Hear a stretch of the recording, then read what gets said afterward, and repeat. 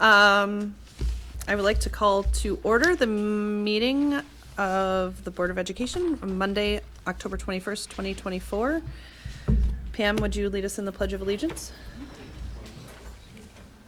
I pledge allegiance to the flag of the United States of America and to the republic for which it stands, one nation, under God, indivisible, with liberty and justice for all.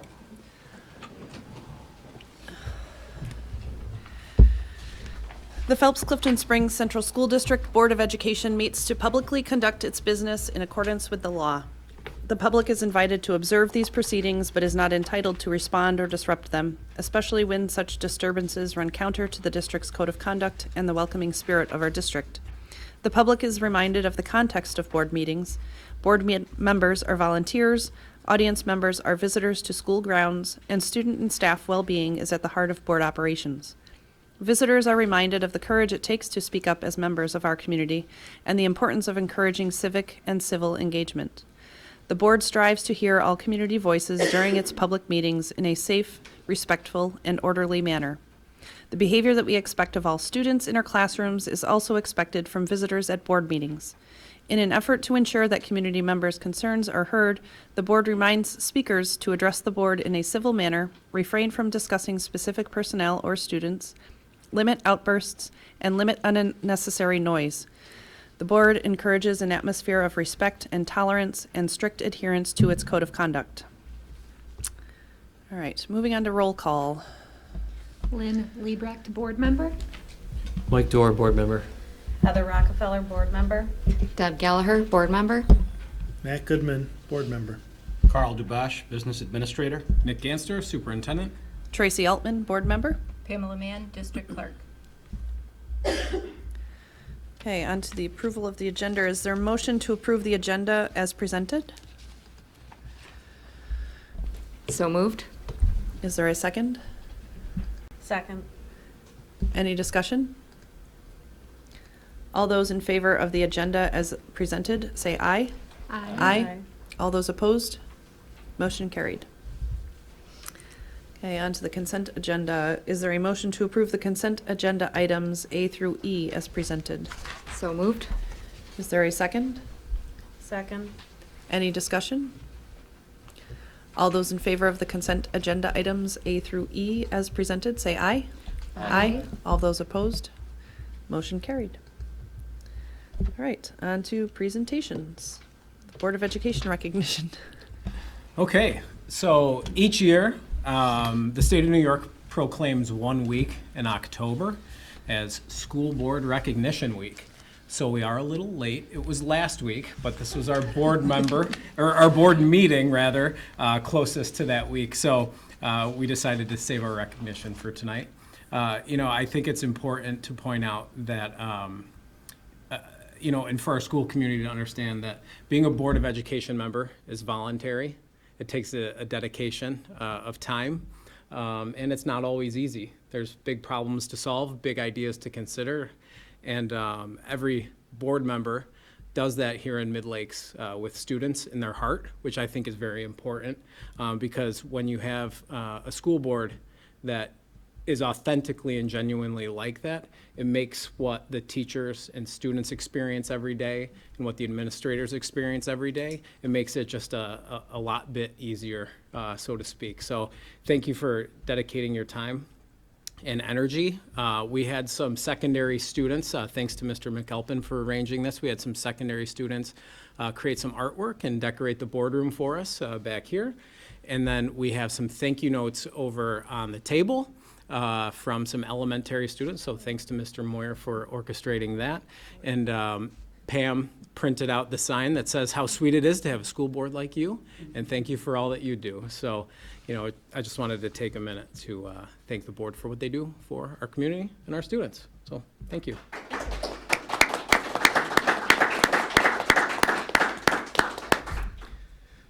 Thank you.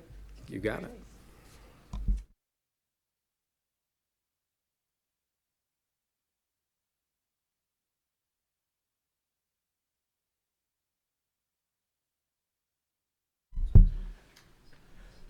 So I'm just going to introduce, and you'll see a couple of slides that should be familiar to you, and that's actually purposeful because I think it's important, and Chris and Dan think it's important to see how things are connected, right? And if you remember a couple of board meetings ago, we talked about a journey that we're embarking, right? And the focus of that journey is to have consistent instruction where we're measuring student progress and certainly responding to that in the hopes of achieving academic excellence, right? And to frame this as a journey is important. It's not just this year, right? You're going to hear about plans for this year, but you're also going to hear what happened from our plans from last year. Some celebrations around growth, some areas where we didn't grow as much as we would like to do, and then now we say, how do we best respond as we continue to chase that excellence, right?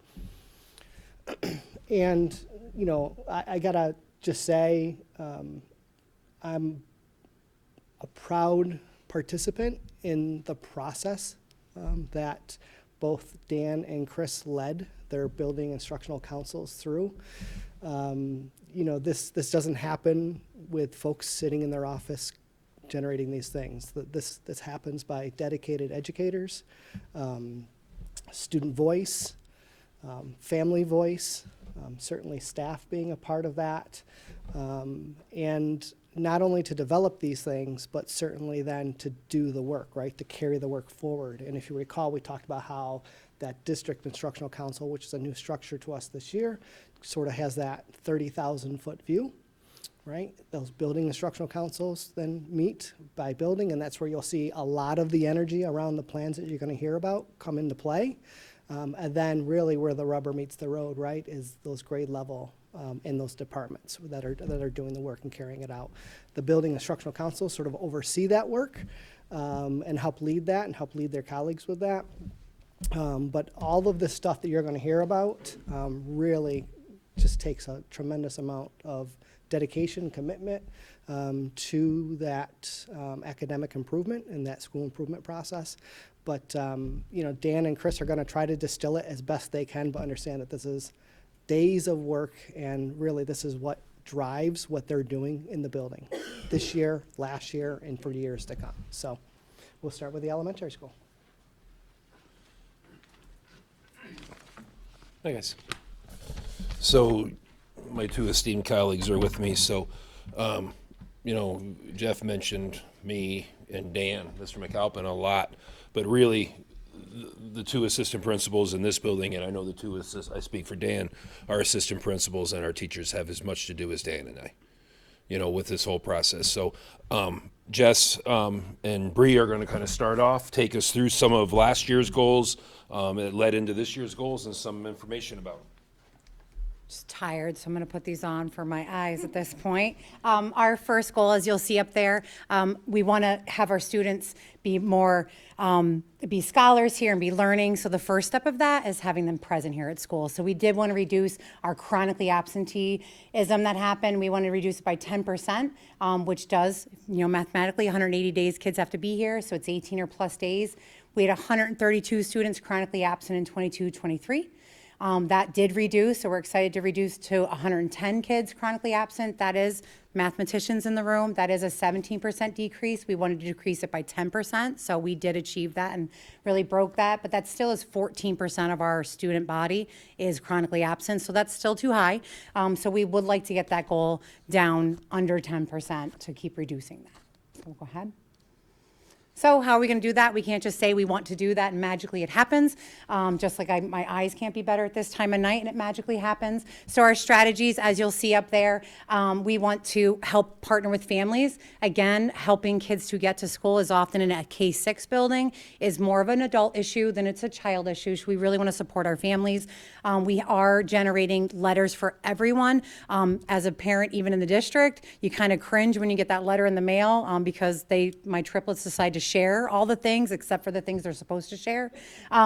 So getting that letter, but we want to make that positive communication. So we've decided, partnering with Margot for MTSS, that it's a tiered system. That's what attendance is. We have our tier 1 kids that keep that 0%, 0 to 5% and under. So we're trying to do letters for everybody. We realize with a change that our technology wasn't quite ready. School tool doesn't accept 0 as a number. So the only families that won't be getting letters are those who have no absences, but we will fix that on the next round. But we want to communicate out to families that you'll see your kid in green, or you'll see your kid in yellow, or maybe you're at red. And that is because, little Sally had pneumonia. And this isn't to make you feel upset. We know you did all the right things, but it's also to catch some families that maybe are missing every Friday, and how is that happening, and how can we partner with you that your child is struggling to get to school. So regular direct contact with families. We're attending grade level meetings because sometimes with all the things going on in a building, we're not catching. The teacher knows who's not showing up out of those kiddos or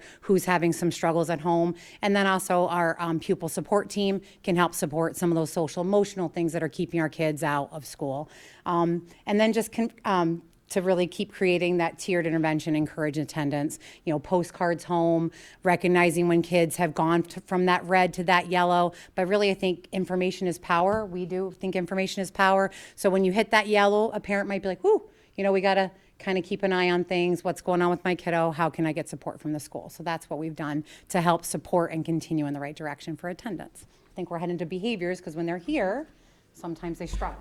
Can I just hop in 1 second on chronic absenteeism? It's important to understand that the way that New York State collects the data is it doesn't matter to the state when we report absenteeism what the reason is, whether it's a legal excuse or an illegal excuse.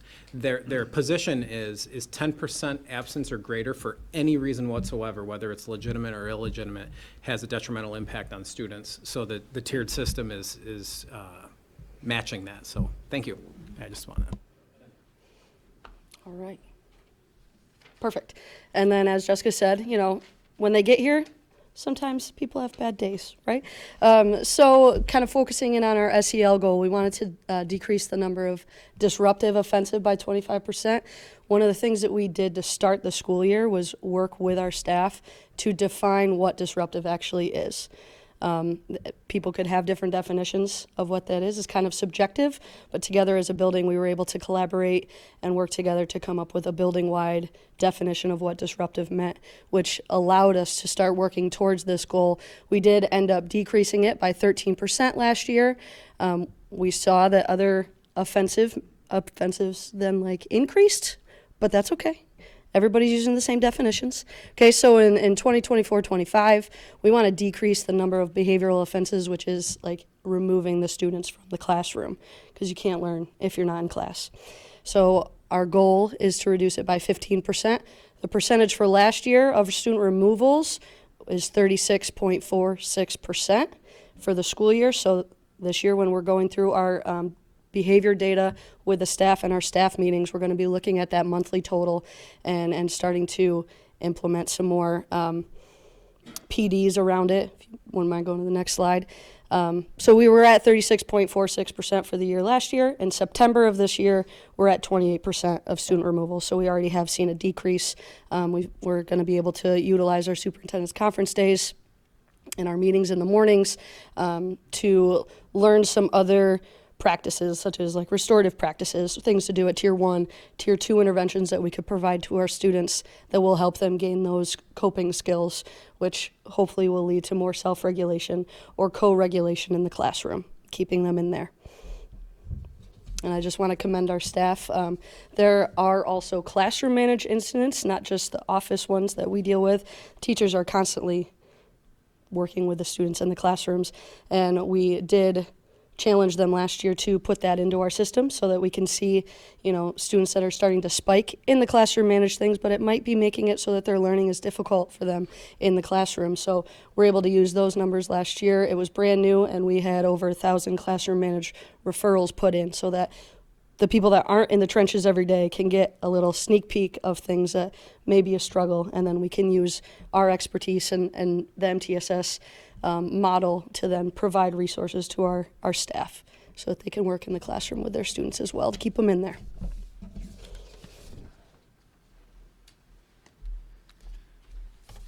So I was remiss. We mentioned MTSS and Margot. Margot has attended every one of the meetings, and so has Andrea. So they've been a part of all of our building level meetings, so it's important to recognize them, and Jeff, obviously, but he's guiding us because this is a new process for us. we're really proud of the work we've done. And it's an all-staff effort, and then the staff has bought into it because they're seeing it. Every time we have a staff meeting, we're bringing this up. It's one of the first things they see at a staff meeting, our goals. We spent our first day together in August. It was August. I keep forgetting. Really hammering this home and did a lot of work with it and got it right into the front of the teachers' faces. So they were learning about it because we did a lot of this work this summer. But one of the big things is academics. Obviously, we're having them in school, they're attending, they're in the classroom because we're getting that behavior under control. Last year, we set some pretty clear goals. We wanted to adopt a math curriculum. We did it. So all of our kids, K through 5, are using IM, okay, illustrative math. All our 6th, 7th, and 8th are all using Desmos. So our 6th grade team has adopted to move to what the 7th graders do. It makes perfect sense. But we did it. We have that common piece in there that's working toward our standards. We wanted better guidelines because we have 2 different ELA products that we use. We use ARC, American Reading Company, and Reading Horizons. And there's that Reading Horizons is the foundational piece. It's, getting the kids through all that, how to read. And then ARC is a lot more on the reading end. It's a lot more comprehension. But 2nd grade, that change happens. Sometimes it's 3rd grade. And we're finding that the teachers were very confused. What do I use? So we brought, Jeff and I, with the assistant principal, worked with them last year. I will tell you, after we brought clarity to that, I did not hear one person start this school year asking me, what am I supposed to do between the 2 programs?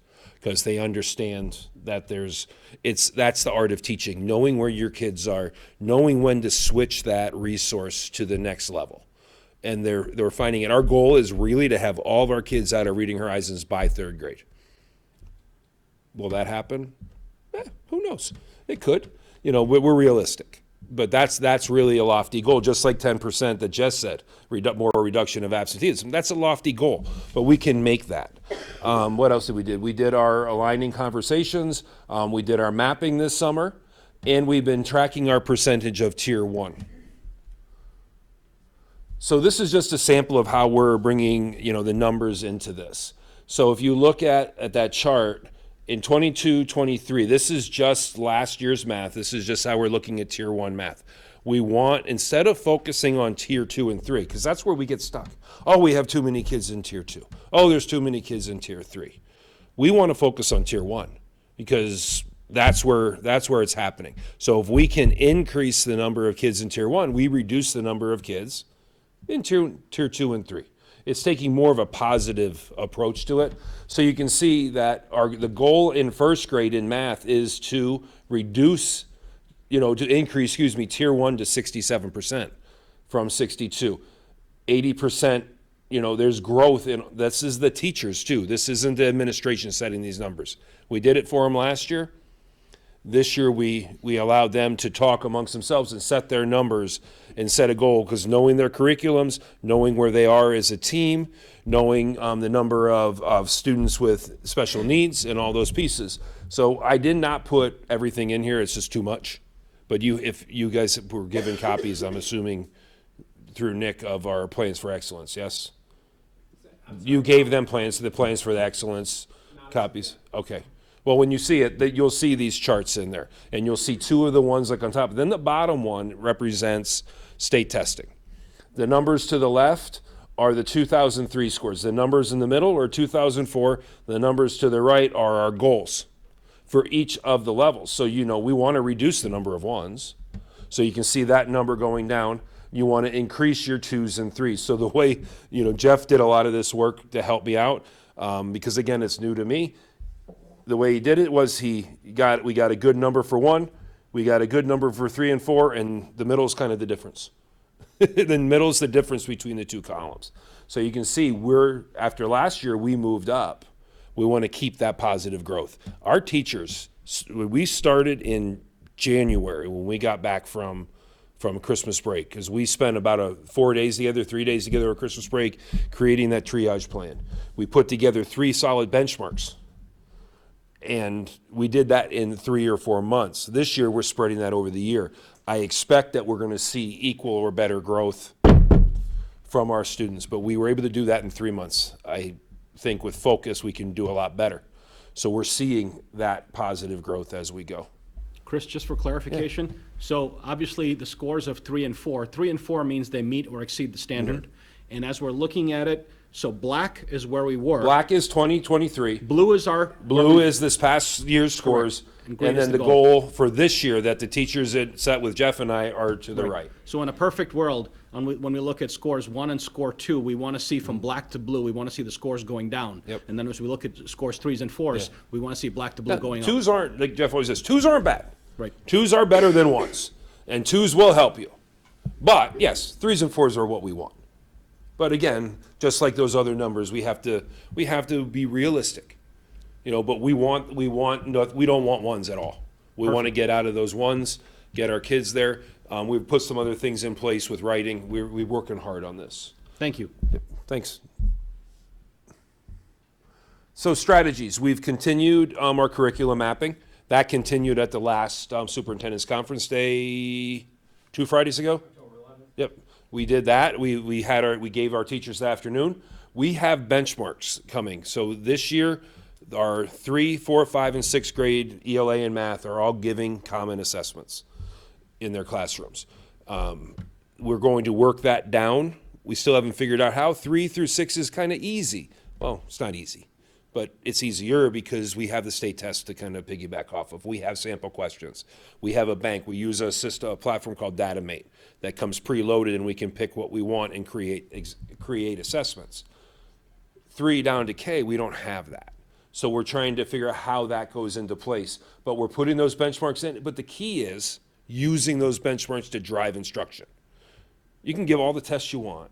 If you don't use the data to drive instruction, don't give the test. That goes with every test, right? But if we're giving these benchmarks, it kind of tells us how effective we were overall for a larger period of time, rather than just, those formative tests that we give out through a unit. We have committed ourselves to going to our meetings. We've divided up between the 3 of us every grade level, and we religiously have been going to our grade level meetings, sitting there. Mr. Hamelink shows up at some of those meetings too. We don't participate other than where we are asked to. We're kind of flies on the wall, but we're there to support them. But we also created a common note catcher, a common agenda. So every grade level in the district goes into a share, our grade chairs go in, and they're being held accountable for what those meetings look like. We can see their meetings on paper. So if they're not focused on academics and they're only doing housekeeping, that's a different conversation. And I will say that that's not happening. That they're moving forward, and we're doing a lot of that good hard work. And then 2 additional goals. I didn't put other slides in when we did this because they're things that are coming. We changed this year's schedule. We worked very hard last year. It was one of our goals. We shifted to the 6-day cycle. The plan is in January, February to get the committee back together, kind of talk about how it's working. I know Mike loves it because UPK was able to get some more specials time, which we hadn't been able to do, which is good for everybody because they come in knowing about transitions. But we're going to get together, talk about the 6-day cycle. And one of our other big things is we want this to be a location that people want to stay. So empowering staff. We want this, I put it up here, a career destination. Sick of people leaving. We get really good people and then they leave. We want to make this a place where everybody wants to stay and work, feel valued. That starts with staff, working with staff. We've already done that. Bree did Croctoberfest the day on the 11th, and that was just a nice thing, seeing people sitting down, having time to break bread, eat together. It was a lot of laughter. The 2 secretaries in the office set it up. Just stuff like that. Crock-pot, yeah. You bring your favorite crock-pot meal and you share it amongst the staff. When you first said crock-pot, I thought. Yeah, Croctober. I thought Crocs to school. No, Croctober. Yeah, it was food. Food makes people. That's next year. Food makes people happy, Tracy. And the great thing is they all brought it. But back about 4 years ago, we weren't allowed to do that. because we weren't allowed to do food like that. So, you know, we're getting back to some of those things that we were able to do before. And just at First Fridays, every first Friday of the month, we have a get together in the library. Everybody's invited. I see Mike shaking his head. The UPK folks come down. Everybody goes in and it's hosted. The first one was hosted by the office.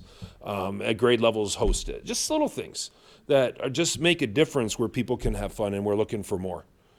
So that's ours. Now I'm gonna, Mr. McAlpin, the one and only. You wanted me to do something special. I don't have a drum roll or anything for you, but it's all you.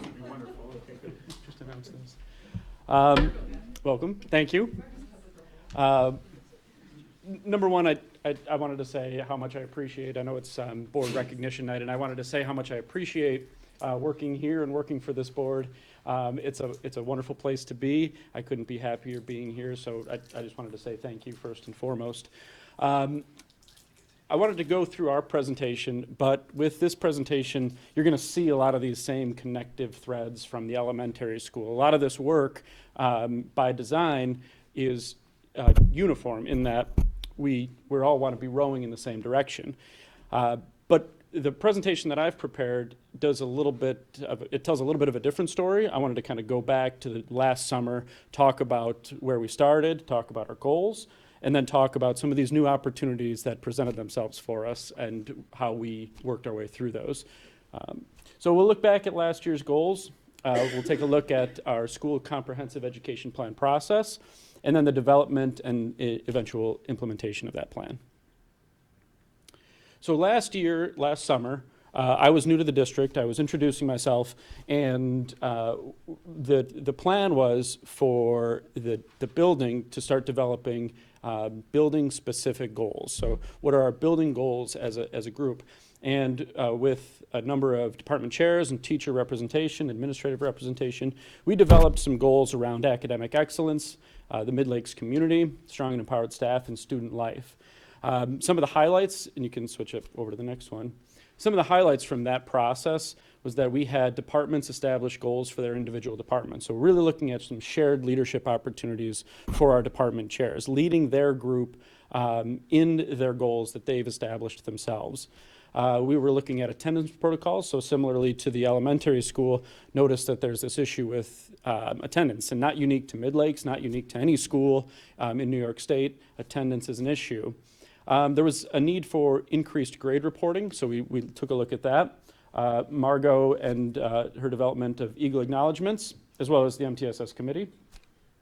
And then we wanted to dip our toes into restorative practices, which we began last year.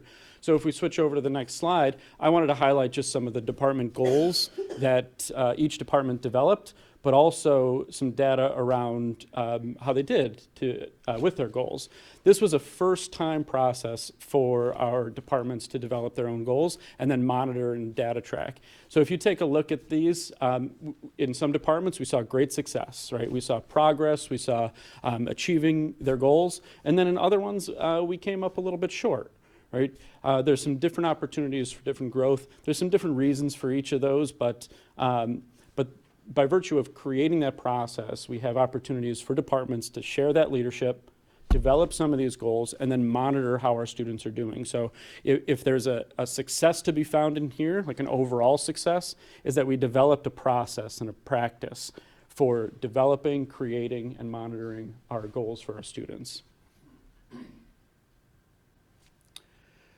So in about December, we found out that we were on a list of targeted schools for our special ed math and ELA scores on our 3 through 8 or our 7 and 8 testing. So as an identified school, we were required to develop what's called the School Comprehensive Education Plan. The School Comprehensive Education Plan starts with a needs assessment. It requires some goal development, and then the following year you start the ongoing work. So in the spring, we started our needs assessment, and I'll kind of highlight some of the things as we go through here. Go ahead.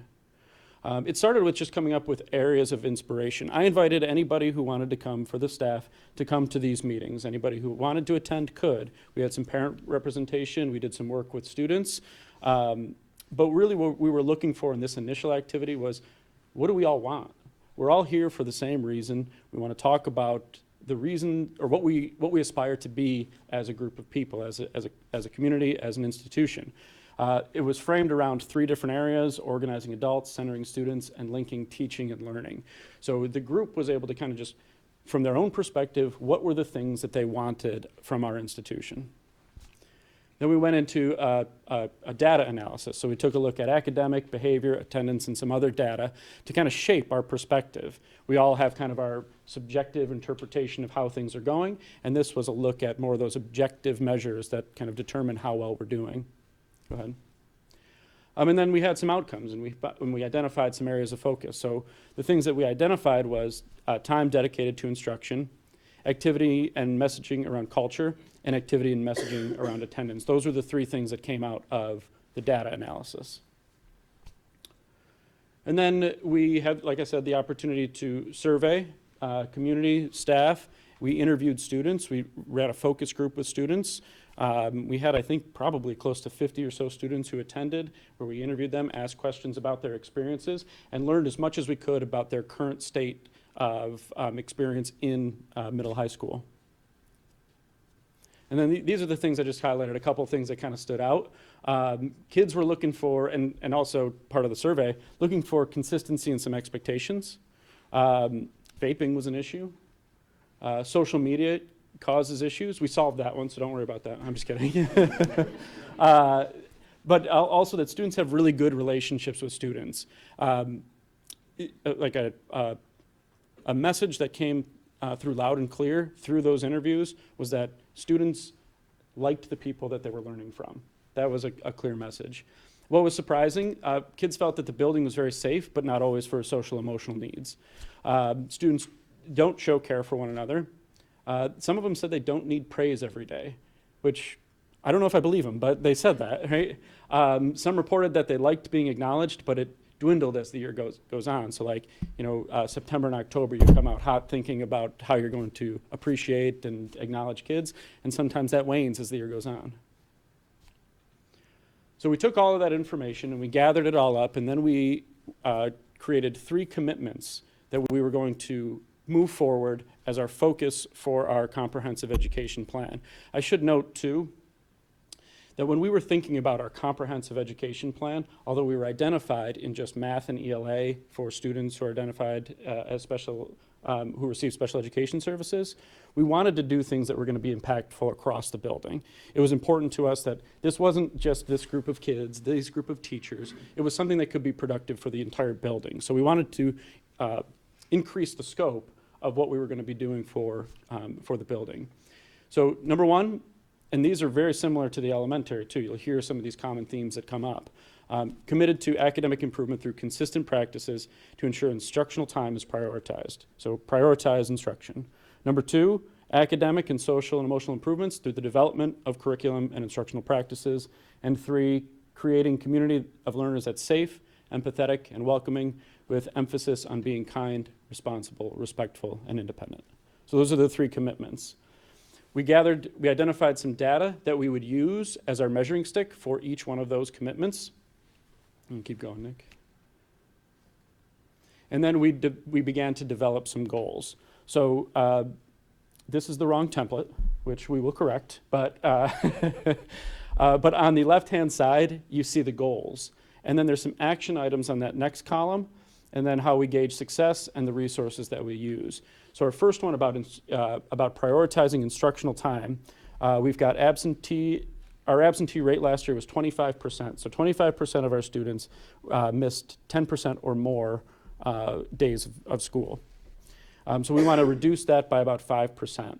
And we developed with our PSO staff a process for addressing absenteeism. And similarly to the middle high school, MTSS committee was involved, Andrea was involved. There was a lot of people who participated in developing that plan. But the PSO's department goal was all around attendance. So it kind of aligned very nicely to piggyback off of their work the past year and continue it on this year. By the end of 24-25, we're going to establish a system to track the number of minutes of class time missed. So we have some of the tools, eHall Pass, that can monitor where kids go when they fill out a pass. Do they go to the nurse? Do they go to PSO? Do they miss class? Are they suspended? Are they in school suspension? But just give us a tool that will track how much time kids miss out of class.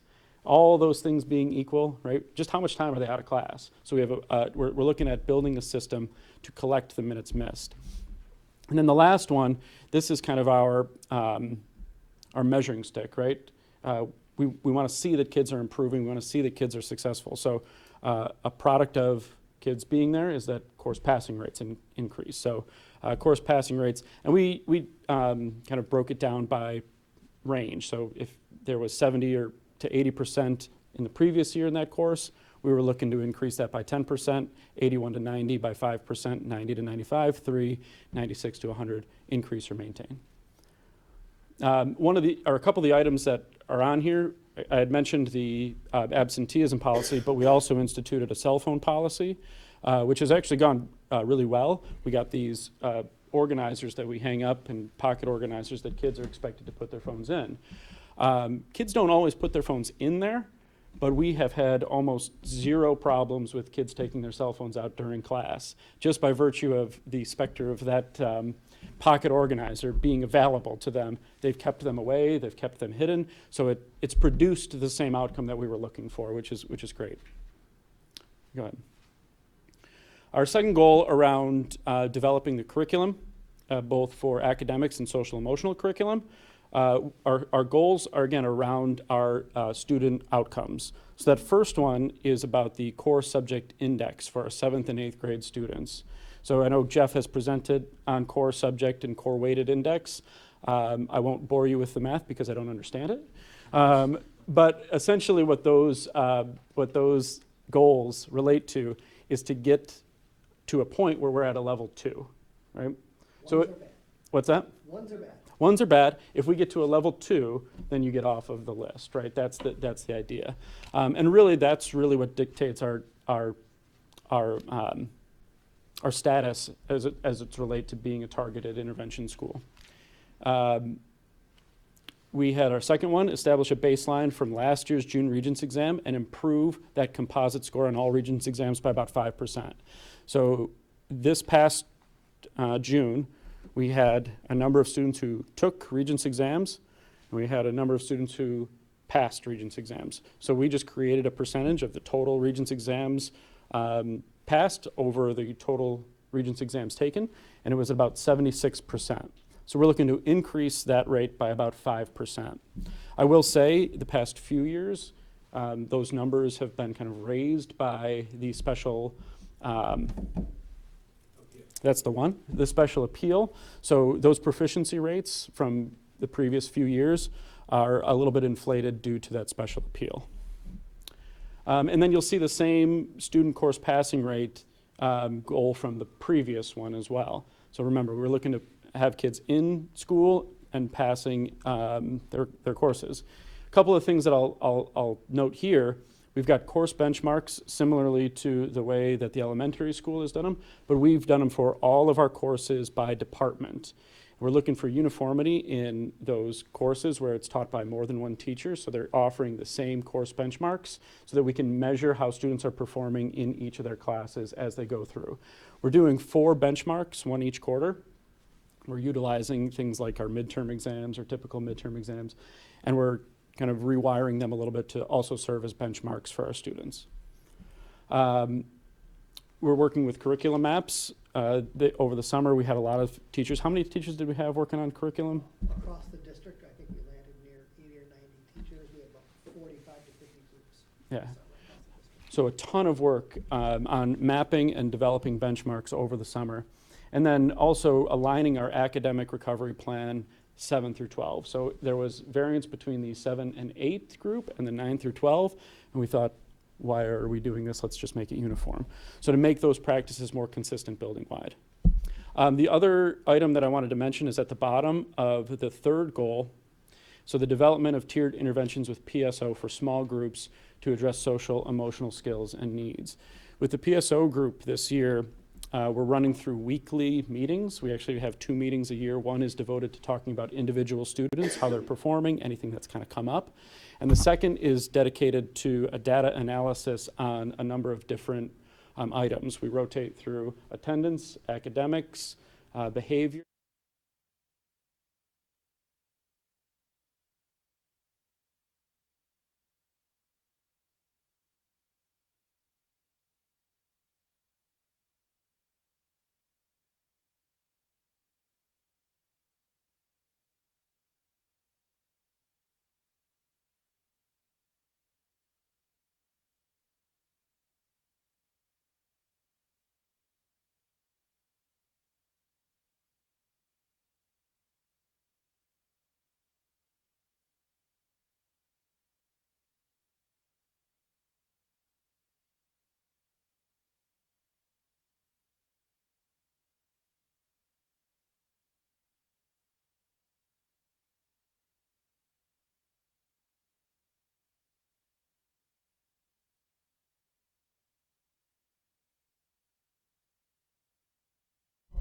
The people, there you go. You're welcome.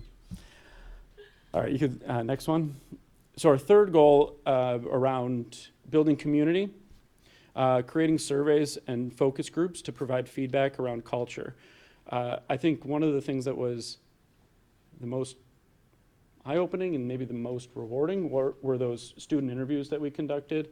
Just hearing what kids had to say about their experiences was really telling. So we'd like to continue that work, hearing from them what's going well, what's a problem, and then being able to shape our next set of goals around that. The work through the needs assessment was a ton. We met weekly. There was a new task every single week from, I don't know, the beginning of April through about the end of the year.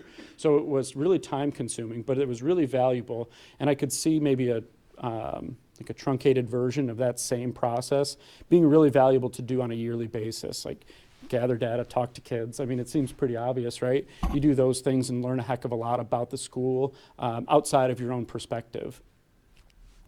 We'll reduce behavioral referrals by about 5%. This comes from cell phone policy, the small group development on skills, and also our hire of right now it's a part-time restorative practice coach. Our restorative practice coach has been working mostly in like the tier 3 realm because he is part-time currently. But he's working with students who have been suspended on reentry plans. He's working on making sure that kids that are in reset are able to get back to back into the classroom more quickly as they work through a process with him. He's also working with special ed groups, like our 15-1 groups in the middle school and the high school, doing regular community building circles with those groups in particular. And so that has been a wonderful addition to build those layers of support around those groups of people. And then the last one will increase our Eagle acknowledgements by about 10%. So we offer a variety of times to do those acknowledgements before meetings, before department meetings, before faculty meetings. We give people time to say, okay, let's just take 3 minutes and everybody send out an Eagle acknowledgement. So if you get like a number of them on a certain Monday, it's probably because we had a faculty meeting. And then, like I said, time dedicated to that. Go ahead. So our goals in review. Number 1, we're prioritizing instructional time, reducing at-risk attendance, developing a system for tracking minutes, and increasing course passing rates. We're looking at developing curriculum, increase course subject index, increase Regents performance, increase course passing rates, and then grow the community, create surveys and focus groups, reduce behavioral referrals, and increase Eagle acknowledgements. So similarly to the way that the elementary school, it's all these same things. You need kids to be there. You need a strong curriculum in order to teach them, and they need to feel supported. Right? Those are the basics of education. Questions? Would it be possible for us to get that slide that you put up before with the department goals? Sure. I think it'll be available. Yeah, right? so one of the things I wrote down was to share their full plans and the presentation with you and the communicator on Friday. Yeah. Okay. Yeah. That overview was nice, though. Yeah, absolutely. Absolutely. It's a good look. Cliff notes. That's what I like.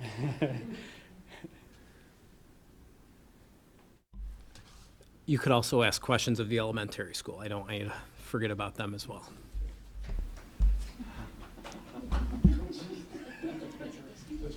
Yeah. I don't necessarily have a question, but for the data for the elementary school, that's extremely impressive, and you guys are putting forth some great work out there, so I appreciate that. For the high school team, I know that there's a lot of students that loved the interviews, and they actually, from a few of them that I've spoken to, love that they have a voice in their own education and their path, so I appreciate what you guys are doing in both buildings.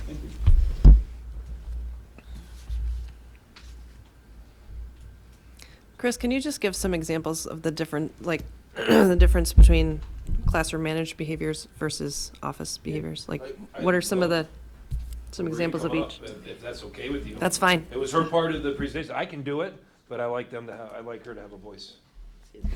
The ownership is appreciated as well.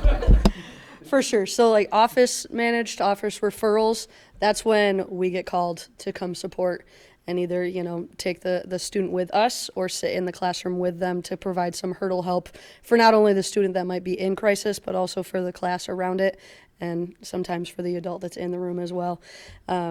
So that's what an office referral would be. Classroom managed is a behavior that happened in their classroom, that the adult is explaining what happened and how they responded, keeping it in their classroom though.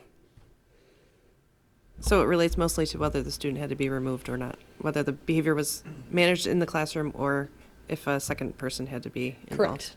Yep. They don't always have to be removed, Yep. though, sorry. Yep, So I was just about to say A lot that. of times, so when we come, a We lot do of it times in we're, groups. or Come on up. it's, yeah, it's fine. So it can be, so a lot of times we're triaging, where is this a behavior, like if somebody punched somebody, that would probably most likely be an administrator who is going to respond, have that conversation. Could be right in the hallway, depending on age, with the UPK through 6 in the building. And then another kid could just be crying, and it gets to 10, 15, 20 minutes of, big feelings, and the PSO staff member might respond. So anytime it's office referred means an outside resource had to come to the room to support the room in some kind of way, or that child, they could be removed, but not always. Like a lot of times we're assessing, because we want to keep them in class. Right. Classroom managers always manage right there by the teacher or staff within the room. So does that make sense? Yeah. And the important thing, Tracy, to remember is up until last year, we weren't recording them. So you'd get a call to go because a student was in crisis. And we'd walk in and you'd get the statement, well, this has been happening for 2 weeks. And we would look at each other and go, well, we didn't know that. So this way, these classroom referrals are in the system. That enlightens us. So when it does get to a point where they're asking us, now we have Some of the background. documentation, for lack of a better way to Right. say it. We have something to go off of. And it doesn't mean discipline. It doesn't mean punishment. It means what's the right intervention. Right. But now we're not starting from square one again because we know now. And you saw the numbers. There was more of those than there were of the ones that we were servicing. Just to add a comment in here, and correct me if I'm wrong, but because of School Tool, you can also see when those classroom managed referrals come in, so you can track Yes. as the student is spiking or having repeat offenses or whatever you want to call it. So our administrative team can see, which students are starting to act out in class prior to it getting to be an office managed And part of situation. that report is where the parents contacted, which is beautiful, because it also, there's accountability in the classroom now. And sometimes they might say, we really appreciate if you'd support us. So it might be classroom managed, but we support too in helping with communicate. If it's, some topics are tough. And that keeps us in our tiers. That keeps us honoring, like tier 1 is kind of that in the classroom, everybody's receiving it. That tier 2, so those classroom referrals or classroom managed ones might be our kiddos in those small groups. Because if they're being removed, then that's bigger than just a small group. So that's where we're also using, it all speaks to each other. So that way we're data driven and seeing, are we making an impact? Did that classroom managed stuff go down for that kid when he got into a regulation group or a lunch bunch? And Thank you. that's culture Yeah. change. Yep. You guys might want to stay if there might be more questions. I have one, just one question. So when you have an in-school or an in-classroom event, what are you telling the teachers to escalate it to an out-of-classroom? And then if that happens, do they get removed out of the school so it becomes an office event? Does it translate from an in-school, like an in-class? Yeah, so Then if over to the an if the office. interventions the teachers are doing, let's say it's very low level, the child is just disrupting for a bit, but they escalate when they're being addressed by the teacher to manage it. We might, if I'm answering your question correctly, they might call down then or get the office and say, can you send somebody up to help? It might be that, like Bree said, she might go or Jess might stay in the classroom a little bit and just observe and be there and check on the student. It might be at a point then already that we say, come with us, and we give them a break. It doesn't mean that, and our goal is to get them back in class as quickly as possible. That's where sometimes that restorative piece comes in. The teacher and the student need a little time apart, and we need to get them back together. But rather than, we want to make that into a learning experience for the teacher as well as the student on what works, what doesn't work. But they're kids. I mean, we're dealing with 4-year-olds to 12-year-olds, and sometimes they have no idea why they're doing what they're doing. And it's kind of, figuring out that with them. Because if they don't know, we certainly don't know. But, and it's always to get them back. The goal is always to get them back into the room. There's just sometimes removal. Sometimes they remove themselves. Can I go down to the office and see somebody? Because they know. Matt, did that answer your question? Yeah, it did. I I'm just, I sorry, didn't I know wanna how make much, sure. like the teachers try to handle themselves. Yeah, they do. versus- But it gets to a point sometimes where they have another 13, 14, 15, 16, depending on the grade level, kids to work with, Yeah. with by themselves. So they call in the troops. And all three of us share that load. We all know we all have some spots that we're most effective. We have some situations we're most effective, and we play off of each other. We tap out sometimes too. I've been there 3 times. Can you go do this? Thank you. Question for board members. Does everyone know what restorative practices are? And Pupil Support Office. Guidance So, counselors, counselors. psychologists, social workers. Good question. Yep. All these letters. We work in acronyms, you know that. I know. Well, and I sometimes forget that not everybody is as well versed in them as the rest. I'm wondering maybe if in the future if it would be helpful. I don't know if everybody feels like they have a good understanding, if it would be helpful to have a presentation on restorative practices and maybe what those are all about and how they operate and the goal of, I don't know, just a thought, suggestion. I'm sure that's something that we can organize.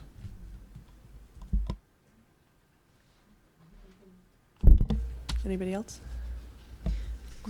I just wanted to comment very similar to Deb, like just seeing the data and seeing, just kind of all the hard work you guys are putting in, the teachers are doing, like it's really awesome. And I look forward to, kind of continuing to learn about what you're implementing, because it's great. Good job. We're proud of it. Yeah, you should be. It's wonderful. It feels good, and it's new district level administration too, It all comes together. They introduce something new to us and guiding us, but we're leading the charge. Yeah, it's awesome. Good job.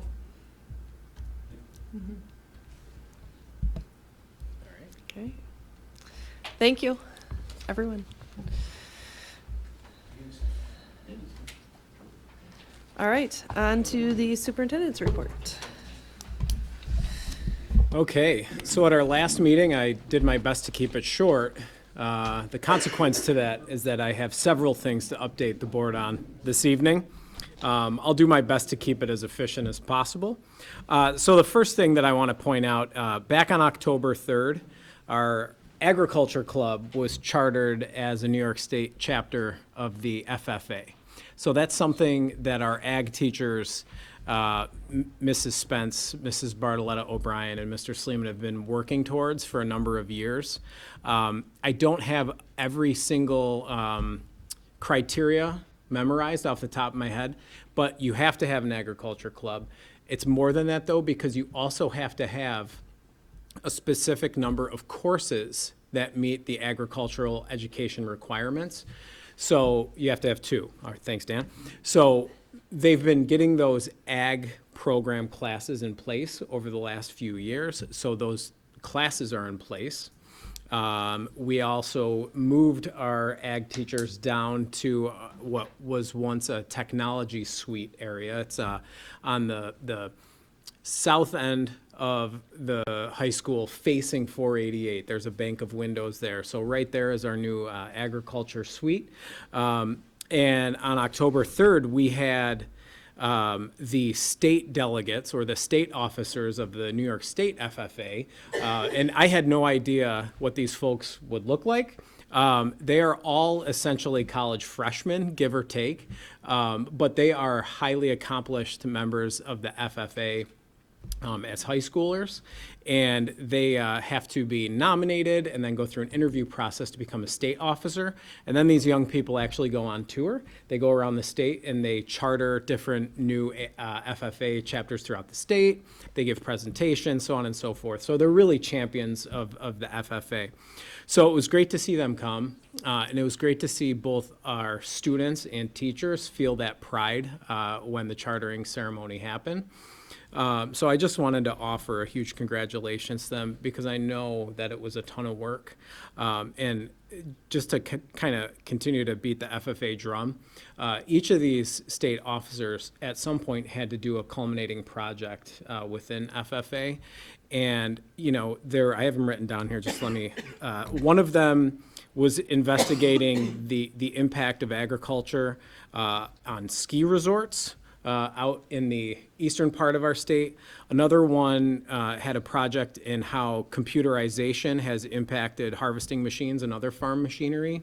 Another one of the officers was investigating how social media can impact marketing for agriculture.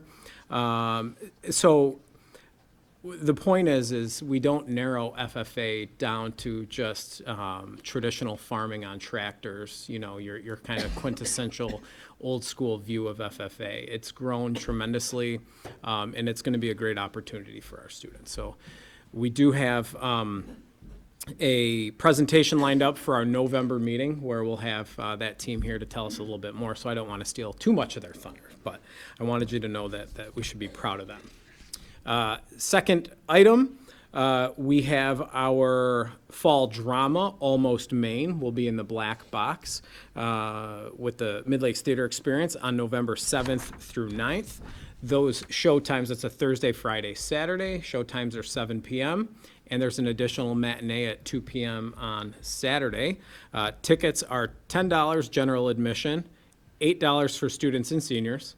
And they are available at Flowers by Sandy in Clifton Springs, Phelps Hometown Pharmacy in Melt and Phelps, or at the high school main office. So get your tickets and enjoy Almost Maine. Next item, we had a conference day that Mr. Moyer alluded to back on October 11th. I think that was Chris. So I just wanted to highlight a few of the things that our staff engaged with on that day. So we offered sessions centering around differentiated instruction for students with disabilities. Sessions about having our teachers explore the function behind student behavior. So the phrase these days is function-based thinking. So you know, Chris talked about if a child doesn't know why they're acting a certain way, it's really hard for us to know why a child is acting a certain way. So function-based thinking is a way for us to analyze the student's behavior and think about what might be the reason behind it. And then also we call it an antecedent. What are the little tells that happen before a student might begin to act in a certain way? So there was a session on function-based thinking and setting preventative conditions to avoid those behaviors. And then also a large session on a student data protocol. So we have benchmarking happening in both buildings. So you have the test, you give the test, you have the data back. It's the now what, right? What do we do with that data? How are we treating that data? How are we listening to it? And how are we plotting a course forward for our students and teachers in the classroom? So it was, I think it was a great success. Not only because of what happened for our teachers and the sessions that were offered, but also the collaborative process with our administrators to get that conference day organized. All right. There is an item tonight on the agenda. There is an MOA with the Faculty Association regarding Appendix C. We had over 70 students apply to be part of our student council at the elementary school, which is beyond the capacity of us to be able to handle. So what we're doing is we've agreed with the Faculty Association to essentially double the stipend for student council at the elementary school and basically run a student council A and a student council B. So they're running twice the number of meetings per week or per month, however they're meeting, so we can accommodate both groups of kids. So we didn't have to turn any student away. So we're happy that we were able to respond like that. And to continue with the elementary, last week we had not one but 2 nights of elementary open house. This parking lot is jam-packed both of those nights. Incredible turnout for K-6, and an extra little cherry on top is that the one-room schoolhouse was opened as well. And Marisa Severson, who was part of the One Room Schoolhouse Committee, reported that they had over 100 visitors just for the One Room Schoolhouse open house. So there's some new life getting breathed into the One Room Schoolhouse. So another little success there. Okay, a few more things to talk about. So by July 1st of 2025, the school board has to implement or add an ex officio student board member to our group. So I actually had to look up the textbook definition of ex officio because I had read it 100 times and I'm like, you know what? I actually don't know what that means technically. So ex officio means that if you are part, let's say you get voted in as the class president of the senior class, right?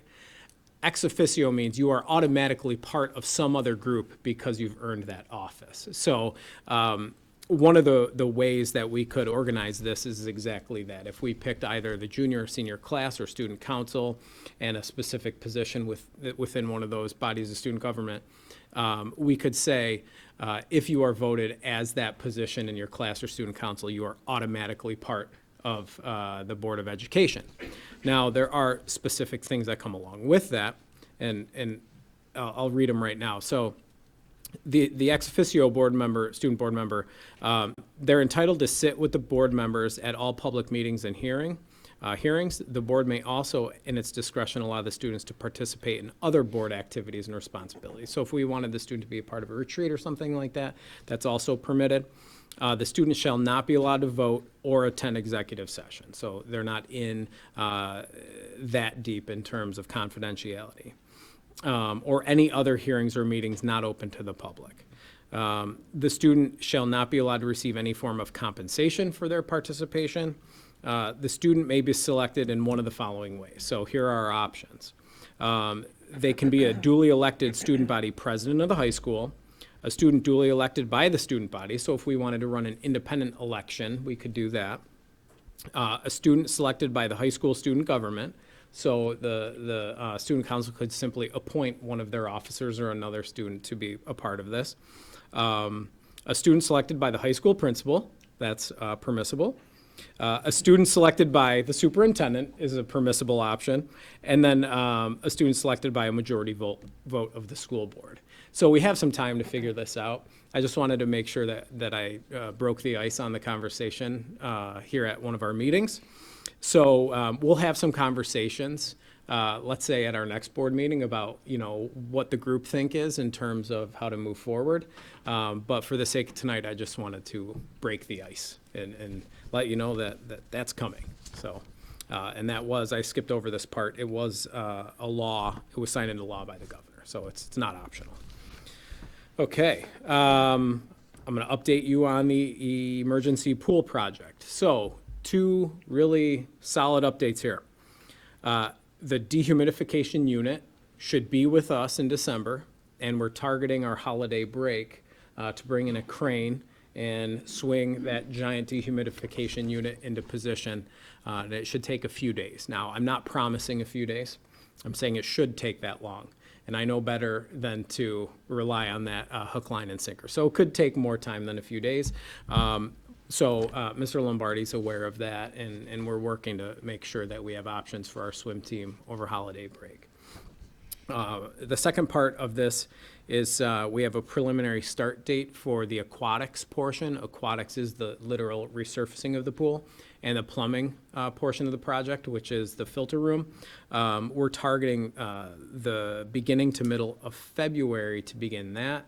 The good news there is that avoids the end of our winter swim season for the boys.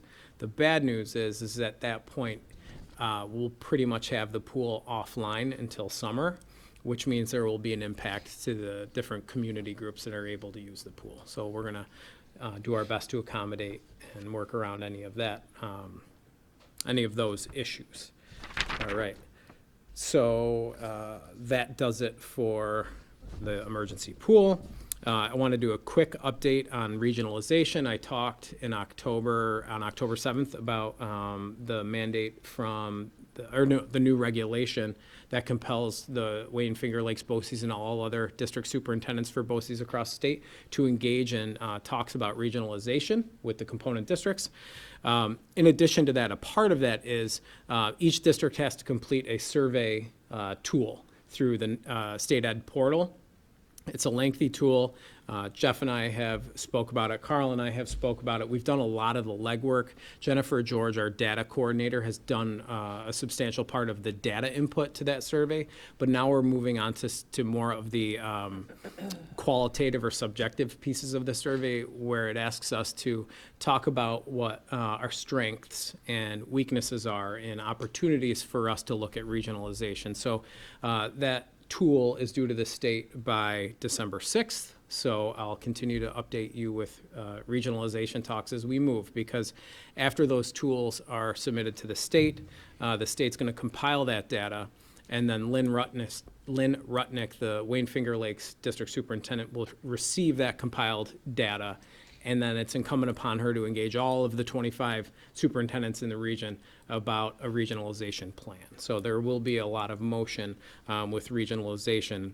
Carl, I'm sorry to say, it's probably going to be right around the same time as we're talking about the budget. So it'll be good fun. Let's see, 2 more things. I promise you I'm getting there.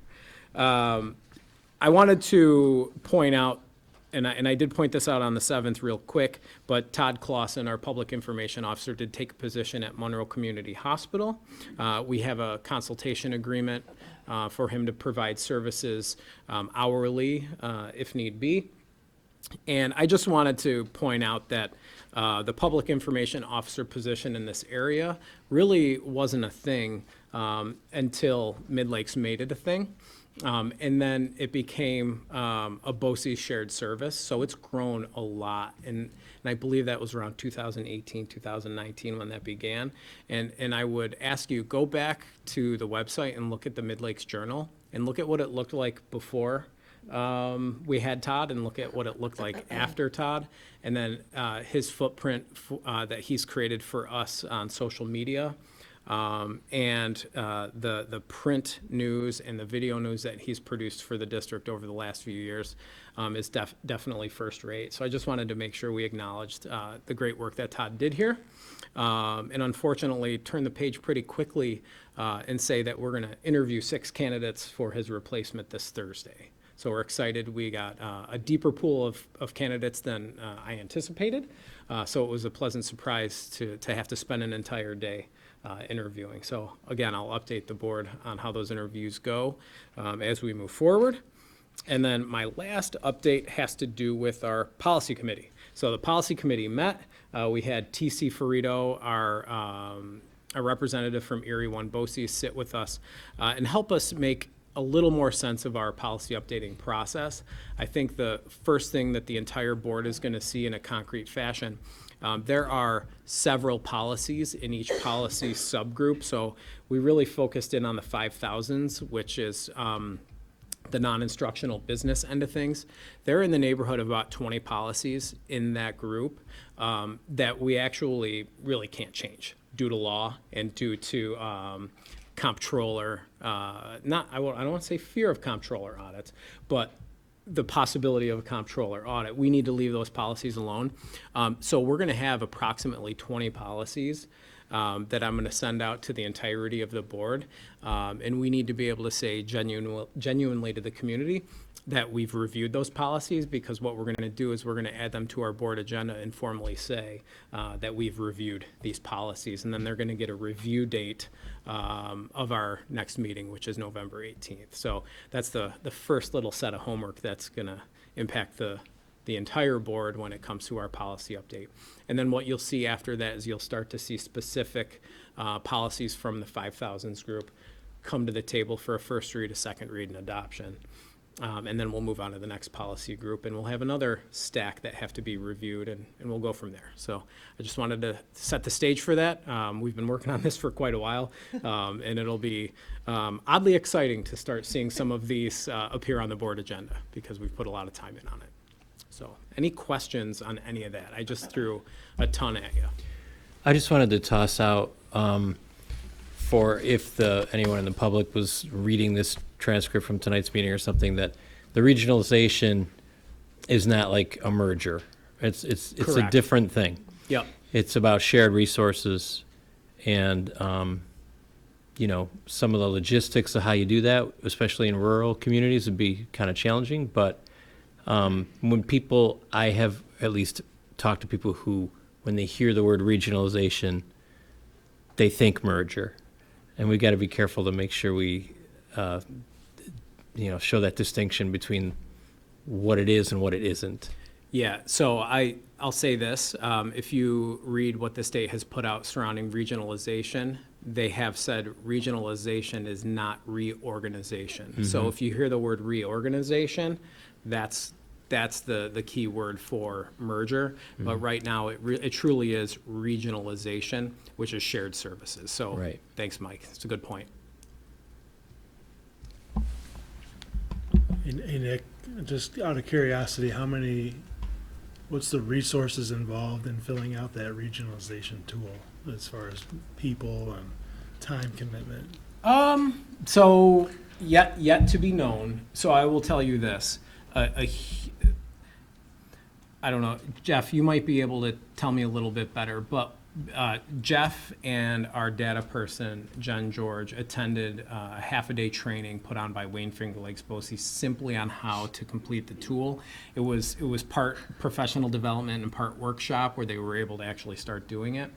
But it requires a ton of data, not unlike the data you've seen up here, attendance data, academic outcomes going back as far as the 18-19 school year, I believe. So Edutech actually provided some hurdle help to every district with that. They extracted the data for us and then helped us input that. So they gave us a strong foundation. But that alone is 2 people for half a day, right? We've spent an additional hour on it, just sitting and chatting about the subjective pieces. And then we have a series of meetings that Jeff is going to organize for us to get the tool complete. So I can let you know what the all-in total is when we're done. I was just, the subjective piece is very important, right? So Yeah. it seems like when I put in a lot of effort to answer questions that are subjective, it takes a lot of time. Yep. It has to come from the right person. Yep. So it's just kudos to whoever has to do that. So it's going to be a collective effort. Yeah. Thanks, Matt. Any other questions or comments for Nick? Okay. Thank you, Nick. Yep. All right, on to board discussion topics. Mike, you want to share a little bit about the NYSBA annual business Sure. meeting? So NYSBA, New York State School Board Association, has an annual business meeting where there are a number of resolutions that delegates from each school district get to vote on. We're given all the information ahead of time to read through them and try to come to an understanding of what's being said. So we had 37 resolutions that we were voting on this year. 26 of the 37 were adopted. And I just wanted to give a little sampling of the types of resolutions that we're talking about, not to run down any rabbit holes or anything, but just to kind of give you a flavor. One of the things that was really interesting in the voting, first of all, these are not things that are going to be, necessarily, now it's law because we voted on it. The voting is, what is the New York School Boards Association going to advocate for? And so when we approve a resolution, that means we agree that it's something that we should be lobbying for in Albany, and when something is not adopted, then the overall voting meant that they didn't see it as high of a priority. Some of these were very close as far as the voting. There was 275 people on this Zoom meeting who all were voting. So some of them were very close, actually, and there was a lot of debate around each one. The 37 resolutions, it took us 5.5 hours to vote on. So Tracy didn't tell me that that's what was going to happen ahead of time. And It was a long meeting. my little granola bar that I brought was gone within the first 20 minutes. Remember, Yeah. volunteerism with the school board. Right. So, So, just to give you kind of a little overview here. So, one of the resolutions was that the support for a hybrid electric buses as an alternative option to the New York State 100% zero emission electric school bus mandate. This was an interesting one because everybody started debating the mandate. And that's not actually what the resolution was about. We weren't approving the mandate or striking it down. So we had to circle back around and get focused on, this is support for a mandate alternative. And that was actually adopted. Again, doesn't mean it's in law. It means these are things that we're going to be advocating for in Albany. I'll just run through a couple really quick. Let's see. Providing an opt-out for people who don't want to use transportation, the school transportation. The benefit of having an opt-out is that it allows for consolidation of routes and stuff like that. And that was also adopted. Let's see, there was some kind of touchy ones on mixed competition, male-female competition. And we walked out of there probably more confused than we walked into it. But it was really around not the hot button issue of the competition, but more the wording of some of these proposed legal changes. Words like, is there going to be a significant adverse effect to having combined competition? So we were teasing out a lot of jargon. And one of the resolutions, there were two that were very similar. One was adopted and one was opposed. And again, it had to do with the wording of some of these proposals that are coming out of Albany. Another one was on field testing, that school districts should have decision-making rights and be able to refuse to participate in field testing without penalty. That was actually adopted as something we should pursue. The elimination of Regents exams, testing at high school, at the high school level in favor of exams that comply with the Every Student Succeeds Act. That resolution was not adopted. So again, this gives you just kind of a flavor. There was some budgetary issues in regard to having a cap on BOCES budgeting. That one was debated pretty heavily for quite a while. And eventually it was determined, again, all by voting, that to have a cap, while it makes fiscal sense, it also limits the pool of potential candidates for some of the positions that they need to fill, and they have a hard time filling the positions if we were to cap their financial ability.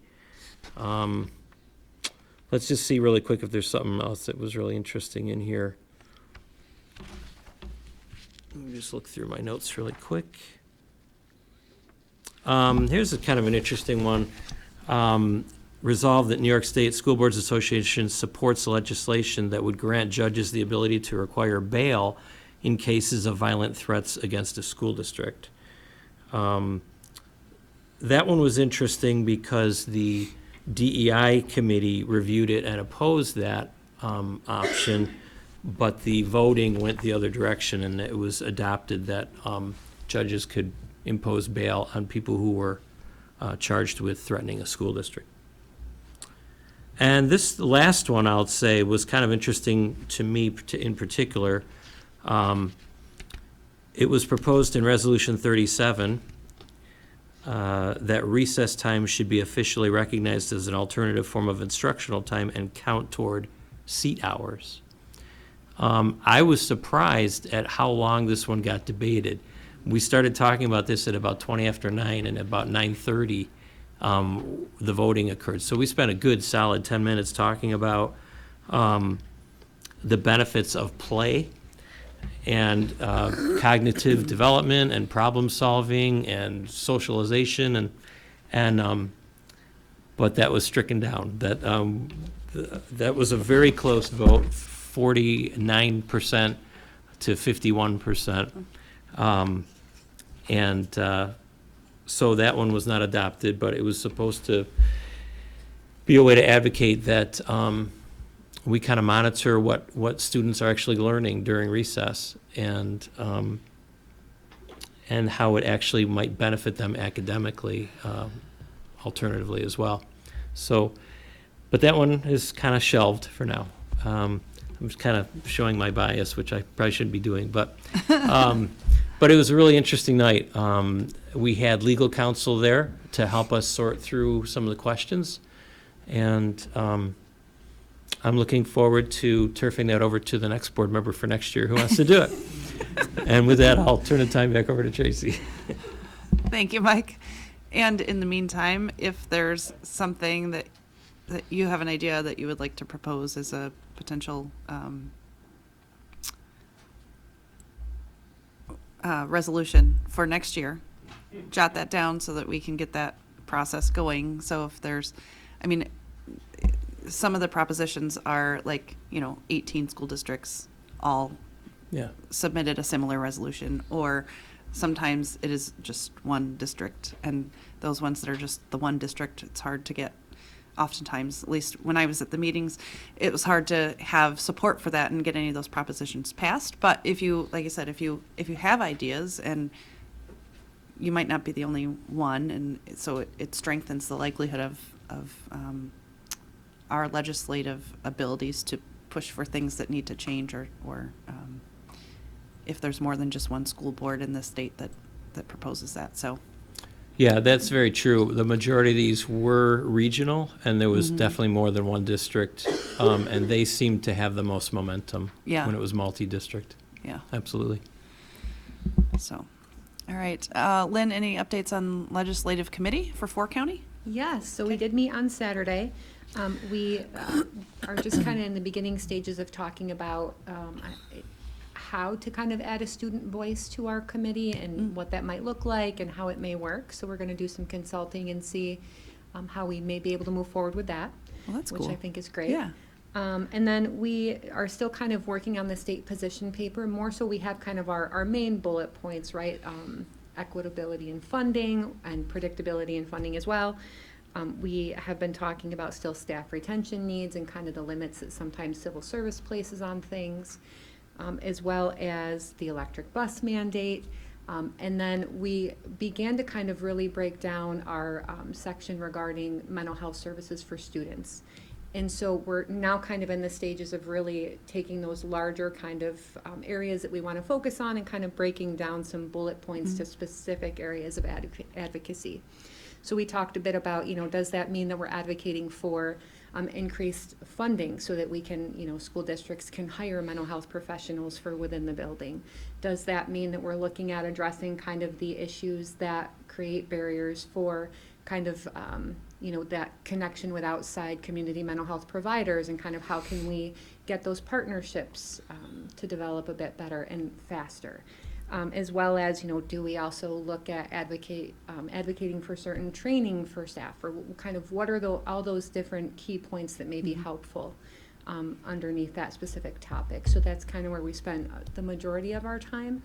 So still kind of just working on finalizing and getting some key points so that we can really kind of make it clear to legislatures what we're looking for. Good. All right. Yeah. Thank you. Anybody have anything else? Policy committee, but met just last week, but Nick gave us an update on that. Anything else? I just want to say that I'm going to submit my notes to Pam just to include with the minutes Okay. from the resolutions. Thank you. All right. So we are on to public comment. So the Phelps-Clifton Springs Central School District Board of Education invites public comment at this time to those who have signed up in advance with the district clerk. Please limit your comments to 2 minutes or less. Written remarks may be provided to the board if time expires before a speaker completes their remarks. We ask individuals to state their name prior to comments and to provide the district clerk with their contact information for purposes of follow-up. Although the board will not respond directly to individual comments at this time, items brought to the attention of the board may be taken under consideration for future response, action, or follow-up with the speaker.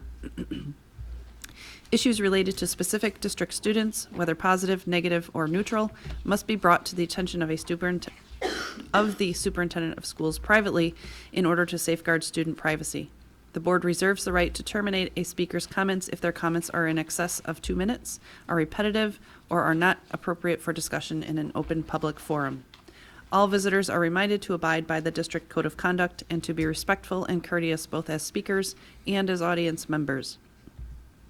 Excuse me, we are a community focused on bettering public education for our students, some of whom may be present. Thank you. And there is no one signed up for public comment tonight. So we're on to new business. Item A, contracts and agreements. So this is the consulting agreement with Todd Clausen and our Appendix C MOA. Is there a motion to approve the contracts and or agreements as presented? So moved. Is there a second? Second. Any discussion?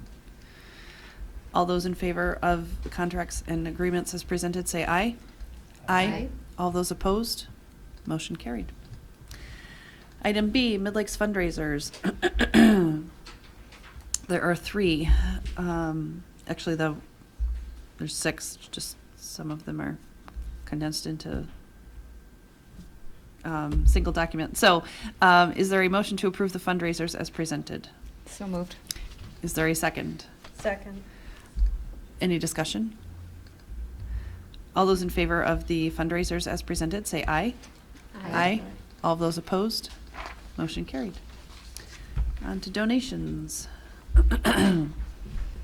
So we have a donation of lacrosse goals, field mix for the softball field, and a donation from community members to the Mid Lakes class of 2025. Is there a motion to approve the donations as presented? So moved. Is there a second? Second. Any discussion? All those in favor of the donations as presented, say aye. Aye. All those opposed? Motion carried. And items for disposal. So these are some textbooks that are no longer usable, out of date. Is there a motion to approve the attached list of items that are obsolete, surplus, or unusable by the district for disposal in such a manner that is advantageous to the district? So moved. Is there a second? Second. Any discussion? All those in favor of items for disposal as presented, say aye. Aye. Aye. All those opposed? Motion carried. All right, on to personnel. Item A, the appointments. Is there a motion to approve the appointments as presented? So moved. Is there a second? Second. Any discussion? All those in favor of the appointments as presented, say aye. Aye. Aye. All those opposed? Motion carried. And substitute appointments. Is there a motion to approve the substitute appointments as presented? So moved. Is there a second? Second. Any discussion? All those in favor of the substitute appointments as presented, say aye. Aye. All those opposed? Motion carried. And coaching appointments. So I think all of these are for the winter season. Is there a motion to approve the coaching appointments for the 24-25 school year as presented? So moved. Is there a second? Second. Any discussion? All those in favor of the coaching appointments for the 2024-25 school year as presented, say aye. Aye. All those opposed? Motion carried. And resignations. There's one resignation on the agenda. Is there, oops, nope. See, because it's jumping around and I was ahead of myself. All right, sorry about that. Item D, intent to retire. Is there a motion to approve the intent to retire as presented? So moved. Is there a second? Second. Any discussion? All those in favor of the intent to retire as presented, say aye. Aye. All those opposed? Motion carried. And now on to resignations. See, it's different color highlighting. Goof me up. Is there a motion to approve the resignation as presented? So moved. Is there a second? Second. Any discussion? All those in favor of the resignation as presented, say aye. Aye. All those opposed? Motion carried. And on to adjournment. Is there a motion to adjourn the regular board meeting for the purpose of entering into executive session to discuss the employment of a particular person, matters which will imperil the public safety if disclosed, and pending litigation? So moved. Is there a second? Second. Any discussion? All those in favor of adjournment, say aye. Aye. All those opposed? Motion carried.